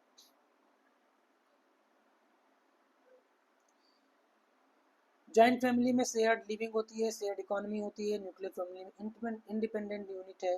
हाउस होल्ड जरूरी नहीं हमेशा एक फैमिली हो, फैमिली हमेशा एक हाउस होल्ड होती है। फैक्टर्स चेंज क्यों हो रहे हैं, अर्बनाइजेशन की वजह से, एजुकेशन की वजह से, माइग्रेशन की वजह से बदलाव आ रहे हैं। भारत में जो किनशिप है, जो नातेदारी सिस्टम है, उसमें भी बहुत सारा परिवर्तन आ रहा है ना। नातेदारी जो व्यवस्था है उसमें भी बहुत सारे परिवर्तन आ रहे हैं। और अभी नातेदारी की व्यवस्था क्या है हम लोग देख लेते हैं। किनशिप नातेदारी या कुटुंब संबंध जो कहते हैं, क्या होता है, रक्त, विवाह या गोद लेने से उत्पन्न सामाजिक संबंधों की प्रणाली को हम कहते हैं कुटुंब या नातेदारी व्यवस्था। अरे रक्त संबंध है या विवाह की वजह से जो संबंध बने हुए हैं दूसरे परिवार से, गोद लेने से जो संबंध बने हुए हैं, वो सारे संबंध क्या है, वो नातेदारी व्यवस्था में आ जाते हैं, विशेष रूप से विवाह वाले जो। वंश, उत्तराधिकारी, विवाह प्रतिबंध, सामाजिक नियंत्रण आदि को निर्धारित करते हैं। भारत में पेट्रियार्कल नातेदारी सिस्टम पाया जाता है। पितृसत्तात्मक नातेदारी व्यवस्था है। पुरुष आधारित सामाजिक व्यवस्था को ही हम पितृसत्ता या पुरुष प्रधान समाज व्यवस्था कहते हैं। वंश, संपत्ति और नाम पिता की रेखा से चलते हैं। निर्णय, निर्माण और उत्तराधिकार पुरुषों के हाथ में होते हैं। भारत में सबसे व्यापक है। मैट्रियार्की क्या होता है? महिला आधारित सामाजिक प्रणाली है, बहुत ही विरल है, बहुत कम जगह पाई जाती है। वंश, संपत्ति और नाम जो है वो माँ के नाम से चलता है। निर्णय लेने की भूमिका महिलाओं के पास होती है। ठीक है, याद रखिएगा मैट्रियार्की क्या है, पैट्रियार्की क्या है, सवाल यहाँ से बनते हैं। वंशावली क्या होता है? वंशावली क्या होता है? पिता या पितृकुल, मातृकुल से जुड़ी वंशावली। पेट्रीलिनियल क्या है? मेट्रीलिनियल क्या है? पेट्रीलिनियल का मतलब होता है वंश को जब पिता की रेखा से देखा जाए तो उसको पितृवंशी बोलेंगे। जब माता के वंश से हम देखते हैं तो वो नातेदारी कहलाती है मातृवंशी, है ना। मातृवंशी परिवार या मातृवंशी कुटुंब कह सकते हैं। जब माँ के जो वंश है उससे अगर हम रिलेट करें तो वो जो वंशावली बनेगी वो मातृवंशी होगी, और जो पिता की उससे बनेगी वो पितृवंशी होगी, याद रखना। डिसेंट मीन्स क्या होता है? डिसेंट मीन्स वंश परंपरा होता है, पूर्वज होता है, एंसेस्टर की बात करते हैं। तो जब हम अपनी परंपरा को देखते हैं, वंश परंपरा को देखने के दो तरीके हैं, यूनिलेटरल और बाइलेटरल। यूनिलेटरल में एक ही रेखा को देखते हैं, या तो पिता को देखते हैं या तो माता को देखते हैं। लेकिन बाइलेटरल में क्या है? दोनों रेखाओं से देखते हैं। हमारे भारत में क्या है? पितृवंशी वंश परंपरा पाई जाती है, पिता के नाम से सब चलता है ना। पश्चिम में दोनों को, पश्चिम देशों में दोनों रेखाओं से माता पिता दोनों का ही जो है देखा जाता है वंश परंपरा। ठीक है। इंडिया में कास्ट सिस्टम बहुत हम जानते हैं, बहुत गहराई से है, मौजूद है, तो उस पर सवाल भी बनते हैं और बहुत इम्पोर्टेंट पार्ट भी है। कास्ट सिस्टम के ऊपर कई सारे थिंकर्स ने अपना अपना बात कहा है। जीएस गुर्य ने कास्ट सिस्टम के ऊपर जब काम किया तो इन्होंने जाति व्यवस्था की 7 विशेषताएं बताई, याद रखिए।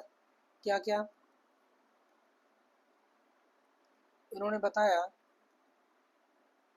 कि जाति जो है जन्म आधारित होती है, जानते हैं। जन्म, जाति विशिष्ट व्यवसाय होता है, हर जाति से जुड़ा हुआ एक व्यवसाय होता है। जैसे कुम्हार है तो आप मिट्टी का काम करेंगे, लोहार है तो आप लोहे का काम करेंगे, है ना। यादव है तो आप इस तरह से हर जाति से जुड़ा हुआ कुछ कुछ काम जो है बटा हुआ है। आप बढ़ई हैं तो लकड़ी का काम करेंगे। अंतर जातीय विवाह निषेध होता है, मना होता है। सामाजिक श्रेणीबद्धता होती है। भोजन स्पर्श संबंधित नियम पहले बहुत ज़्यादा होते हैं, अभी थोड़ा इनमें गतिशीलता है। सामाजिक और धार्मिक प्रतिबंध होते हैं। जाति संगठन पंचायतें जाति के आधार पर होती हैं, अब तो कर पंचायतों का उतना वो नहीं रहा। जाति और धार्मिक और सामाजिक संस्था है ना, ये उन्होंने बोला। ठीक है। एम एन श्रीनिवास ने भी कुछ कुछ जाति के ऊपर बोला हुआ है। एम एन श्रीनिवास से जुड़े हुए 2 कॉन्सेप्ट बहुत इंपॉर्टेंट है, आपको याद रखना। एक है आपका संस्कृताइजेशन, जिसको हम हिंदी में बोलेंगे सांस्कृतिकरण। संस्कृतिकरण, सांस्कृतिकरण क्या है? सांस्कृतिकरण क्या है? देखो, निचली जातियां जो होती हैं वो उच्च जातियों की जीवन शैली को अपनाकर ऊपर उठने का प्रयास करती हैं, है ना। इन्होंने जो स्टडी किया गाँवों के ऊपर, उन्होंने देखा कि जो निम्न जातियां हैं वो कुछ कुछ त्यौहार जो विशेष रूप पे ऊंची जाति के लोग मनाते हैं, या ऊंची जाति के जो लोग हैं वो कुछ कुछ जो जिस तरह से व्यवहार करते हैं, जिस तरह से रहन सहन है उनका, जिस तरह से उनकी संस्कृति है उसको अपना कर उनकी जीवन शैली को अपनाते हैं अपनी जीवन शैली में निम्न जाति के लोग, है, ताकि उनको जो स्थान है समाज में वो भी उच्च जातियों के ऐसा हो जाए। तो इस प्रोसेस को उन्होंने संस्कृतिकरण बोला, है ना। आई होप आप समझ पा रहे हो। ठीक है। जैसे निम्न उच्च जाति के जो लोग हैं वो बहुत सारे धार्मिक अनुष्ठान करवाते हैं, कोई भी छोटा छोटा काम होता है उसमें धार्मिक अनुष्ठान कराएंगे, है ना, या अपने बच्चों को पढ़ाते हैं, तो ऐसे निचली जातियों के लोगों ने भी इस तरह की चीज़ों को अपनाया। दूसरा इनका जो इम्पोर्टेंट टर्म है वो है डोमिनेंट कास्ट, बहुत ही इम्पोर्टेंट है। हिंदी में इसको बोलेंगे प्रभु जाति, प्रभु जाति। ठीक है, प्रभु जाति का कंसेप्ट क्या है? वह जाति जो स्थानीय स्तर पर संख्या बल, भूमि, शिक्षा और राजनीतिक शक्ति से प्रभावशाली होती है। एमएन श्रीनिवास ने जब स्टडी किया गांव का, तो उन्होंने देखा कि हर गांव में कोई न कोई जाति ऐसी है जो संख्या में सबसे ज़्यादा है ना, शिक्षित है और राजनीतिक शक्ति है, उसका राजनीति में उसका जो है प्रभाव है, और भूमि पर भी उसका अधिकार है। तो जब ये चीज़ें होती हैं जिस जाति के पास, उन्होंने उस जाति को बोला कि वो प्रभु जाति होती है, वो प्रभावशाली जाति होती है उस गांव की, और हर गांव में ये पाई जाती है। तो प्रभु जाति का कॉन्सेप्ट जो है किसने दिया? प्रभु जाति का कॉन्सेप्ट एमएन श्रीनिवास ने दिया। डोमिनेंट कास्ट का टर्म कॉन्सेप्ट किसने दिया? एमएन श्रीनिवास ने दिया, ये आपको याद रखना है। ठीक है, हाँ, एमएन श्रीनिवास का एक किताब है द रिमेम्बर्ड विलेज, आपको याद रखना है। एमएन श्रीनिवास का किताब है the remembered village, the remembered village, आपको याद रखना है।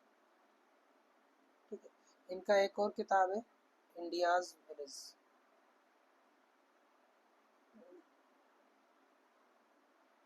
इसको देखना पड़ेगा, एक बार रहने दीजिए इसको, क्योंकि मैं अगले वीडियो में इसको मिक्स करता हूँ, पर इनकी किताब आप देख लो।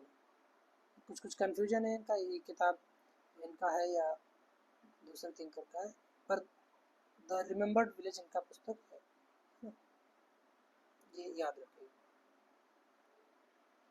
ठीक है, बुक्स से भी क्वेश्चन आते हैं, इंपॉर्टेंट बुक्स का मैं एक वीडियो अपलोड करूँगा। लुइस या लुई भी बोलते हैं, लुई डूमो जो है, इनका भी काफ़ी इम्पोर्टेंट काम रहा है।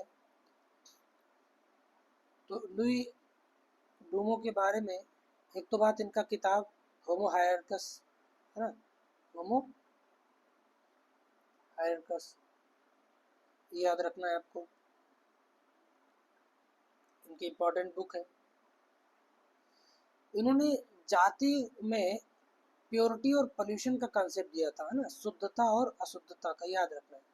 शुद्धता और अपवित्रता, या पवित्रता और अपवित्रता का कंसेप्ट जो है, पवित्रता और अपवित्रता का जो कंसेप्ट है, पवित्रता व अपवित्रता का जो कंसेप्ट है, वो लुई डूमो ने दिया, लुई डूमो ने दिया, याद रखिए। ठीक है, भारत का सामाजिक ढांचा जो है वो, अच्छा, इनका दो बातें और भी हैं।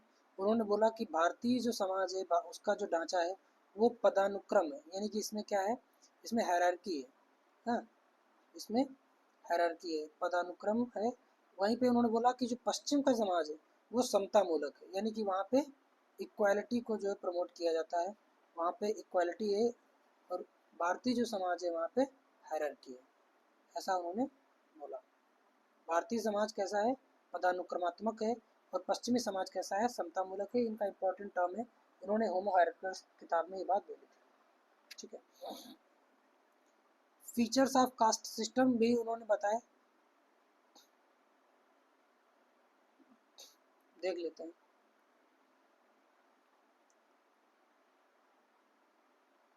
ठीक है, जाति आधारित, जन्म आधारित होता है जाति, ब्राह्मण से अछूत तक का जो श्रृंखलाबद्ध पदानुक्रम है, और जाति विशिष्ट व्यवसाय होते हैं, अंतर विवाह, अंतर जाति विवाह वर्जित होते हैं, और सामाजिक अलगाव भी होता है, स्वभोजन व संपर्क के नियम होते हैं। ठीक है, aspects of social change in caste system, caste system में जो चेंजेस हैं उनके बारे में भी हम लोग देख लेते हैं। संस्कृताइजेशन हम लोग देख चुके हैं, एम एन श्रीनिवास ने दिया, एम एन श्रीनिवास ने दिया, है ना। क्या था, निम्न जातियां जो है वो उच्च जातियों का संस्कृति जो है, जीवन शैली जो है उसको अपनाते हैं, फॉलो करते हैं। वेस्टर्नाइजेशन क्या होता है, इसको समझिएगा। वेस्टर्नाइजेशन,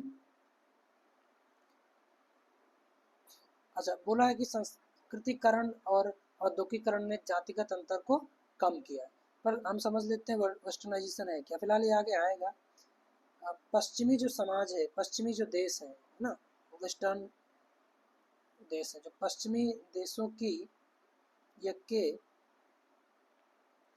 रहन सहन, है ना, रहन सहन या जीवन शैली, या जीवन शैली को अपनाना, को अपनाना, इसी को हम कहते हैं वेस्टर्नाइजेशन, है ना। पश्चिमी देशों का जीवन शैली जो है, जो रहन सहन है, उसको जब हम अपनाते हैं तो उस प्रोसेस को हम वेस्टर्नाइजेशन कहते हैं। ऐसा करने से जातिगत अंतर कम हुए हैं, जातिगत जो कड़ियाँ थी, जो बहुत स्ट्रिक्ट था जो व्यवस्था, वो अब कम हो गया है, ढीला हो गया है, अंतर कम हो गया है, ये बात वो बोल रहे हैं। ठीक है।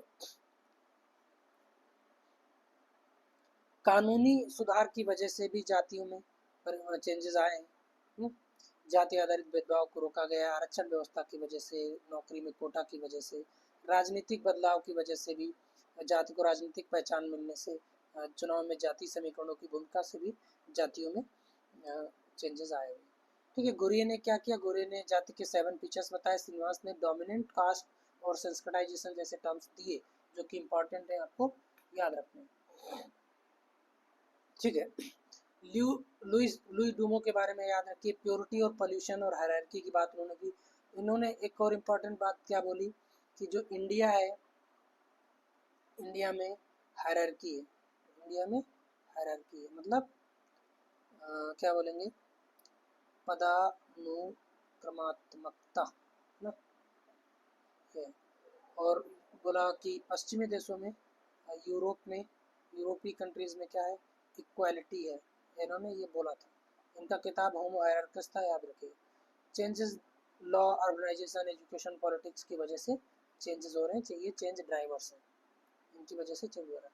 ठीक है। इंडियन विलेज के बारे में और भी समझ लेते हैं। इंडियन विलेज का कैरेक्टरिस्टिक आता है, बहुत ध्यान से इसको देखिए। फिलहाल ये बहुत वैसा नहीं, कास्ट बेस्ड हायरार्की पाई जाती है, जॉइंट फैमिली पाया जाता है, ऑक्यूपेशनल डिवीजन है, ऑक्यूपेशनल डिवीजन है, और क्या है, ऑक्यूपेशनल डिवीजन, व्यावसायिक रूप से लोग बटे हुए। जजमानी सिस्टम अभी नहीं है, पर इस क्वेश्चन आते जरूर। जजमानी सिस्टम अब उतना नहीं है। सेवा विनिमय के आधार पर आर्थिक और सामाजिक प्रणाली जो धीरे धीरे समाप्त हो रही है। पेट्रियार्की है, किनशिप और सोशल टाइज है ना। की फीचर्स इंडियन विलेज के, वो तो सोशल स्ट्रक्चर के विशेषताएं थी। गांव की ग्रामीण समाज की विशेषताएं क्या है, एग्रेरियन इकोनॉमी है, हम जानते हैं खेती मुख्य आजीविका है। सेल्फ सफिशिएंट है, जो गांव है वो अपने में आत्मनिर्भर है। सोशल सॉलिडरिटी है, परस्पर सहायता और संबंधों में गहराई रहती है। रिलीजियस लाइफ रहता है, ट्रेडिशनल नॉर्म्स रहते हैं, और लो मोबिलिटी है ना। ये हमारे इंडियन विलेजेस का क्या है, कैरेक्टरिस्टिक्स है। लो मोबिलिटी मतलब शिक्षा और रोजगार की कमी से वहाँ पे सीमित गतिशीलता है, लोगों चेंज इतना ज़्यादा नहीं होते। सोशल चेंज क्या है, परंपरा आधारित जीवन शैली, लेकिन अब धीरे धीरे ये चेंज हो रहा है। ठीक है। तो इन्हीं चीज़ों को शॉर्ट में फिर से दिया हुआ है। विलेज में कास्ट है, किनशिप है, ऑक्यूपेशन है, जजमानी सिस्टम है। जजमानी सिस्टम है क्या, इसको ठीक से समझिएगा। सर्विस एक्सचेंज, पहले क्या होता था सामंती व्यवस्था में, जब अंग्रेजों के समय में या उससे पहले जब जजमानी सिस्टम था, तो सर्विस का एक्सचेंज होता था, है ना। सर्विस मैंने सेवा, है ना, सेवा विनिमय। क्या होता था, जैसे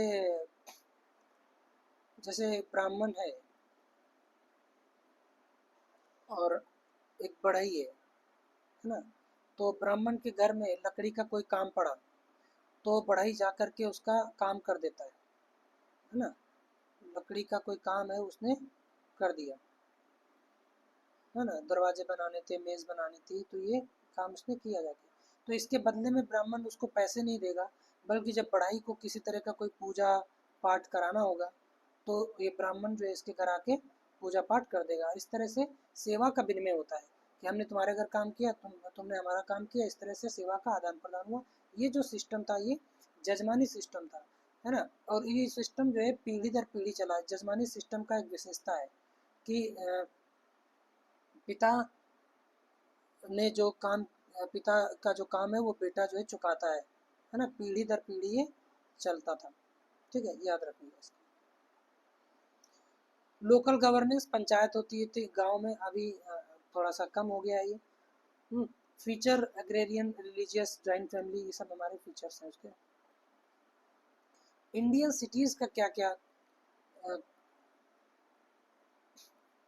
इंडियन सिटीज़ का क्या क्या कैरेक्टरिस्टिक्स है ये देख लेते हैं। इंडियन सिटी में स्ट्रक्चर का जो है उसमें क्या क्या रहता है।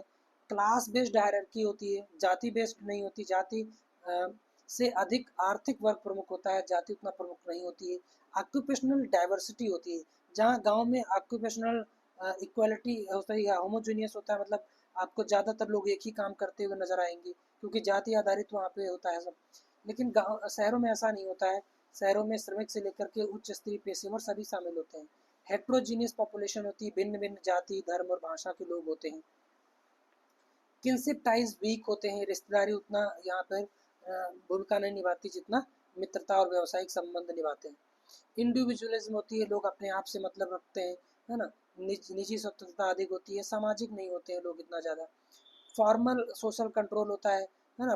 धर्म और समाज उतना यहाँ काम नहीं करता जितना पुलिस और संस्थाओं का नियंत्रण रहता है। वहीं गांव में इन चीज़ों का प्रभाव कम होता है और इनफॉर्मल सोशल कंट्रोल का ज़्यादा होता है। हाई मोबिलिटी होती है, शिक्षा रोजगार है तो आवागमन अधिक होता है ना। लोगों में बदलाव जो है तीव्रता से होते हैं। Features of Indian cities, cities का क्या फीचर्स है। हाँ, ये तो उसका स्ट्रक्चर में क्या था। अर्बनाइजेशन, है ना, यहाँ पे लगातार हम देखने को पाते हैं कि तीव्र शहरीकरण होता है ना। खासकर मेट्रो टीयर वन या टीयर टू सिटीज़ में। क्या है tier one tier two cities, हम देखेंगे। शहरीकरण क्या होता है, जब गांव के लोग शहर को आते हैं। इंफ्रास्ट्रक्चर, सड़क, परिवहन, संचार, ये सब चीज़ें वहाँ पे शहर में अधिकता में पाई जाती हैं।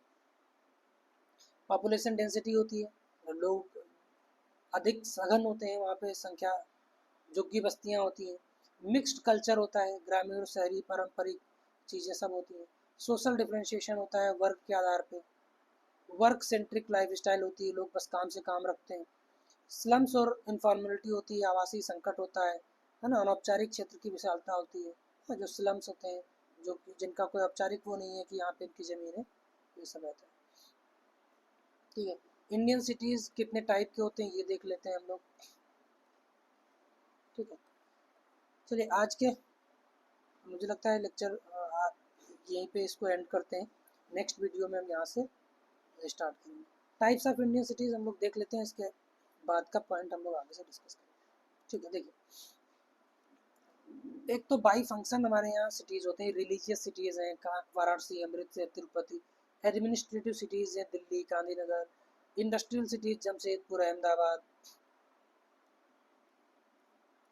कॉमर्शियल सिटीज़ क्या हैं, Mumbai, Surat. Port cities, Kolkata, Chennai, Mumbai. Tourist cities, Jaipur, Agra, Mysore, है ना, ये सब है।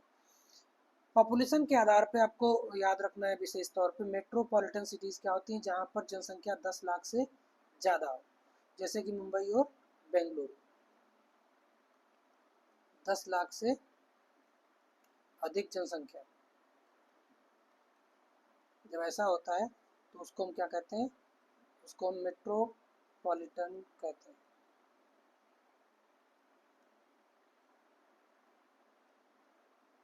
ठीक है। Tier one tier two cities क्या होते हैं, मध्यम और छोटे शहर जो होते हैं। अर्बन एग्लोमरेशन बोलते हैं, मुख्य शहर और उसके आसपास के एरिया को हम अर्बन एग्लोमरेशन कहते हैं। इसका हिंदी क्या होगा तो देखना पड़ेगा, थोड़ा सा इधर ज़्यादा इंग्लिश में हो गया, ठीक है। तो अर्बन हेट्रोजीनियस होता है, इंडिविजुअलिस्टिक होता है, रिलीजियस, इंडस्ट्रियल और एडमिनिस्ट्रेटिव टाइप के शहर पाए जाते हैं। स्ट्रक्चर के बेस पे हम लोग जानते हैं क्लास बेस्ड होता है, वीक किनशिप होता है, मोबिलिटी अच्छी खासी होती है। फीचर्स में इंफ्रास्ट्रक्चर, स्लम्स और मिक्स्ड कल्चर इसके फीचर। रूरल अर्बन इंटरेक्शन को हम नेक्स्ट वीडियो में यहाँ से स्टार्ट करेंगे। इसको यहीं पे खत्म करते हैं, मिलते हैं अगले वीडियो में।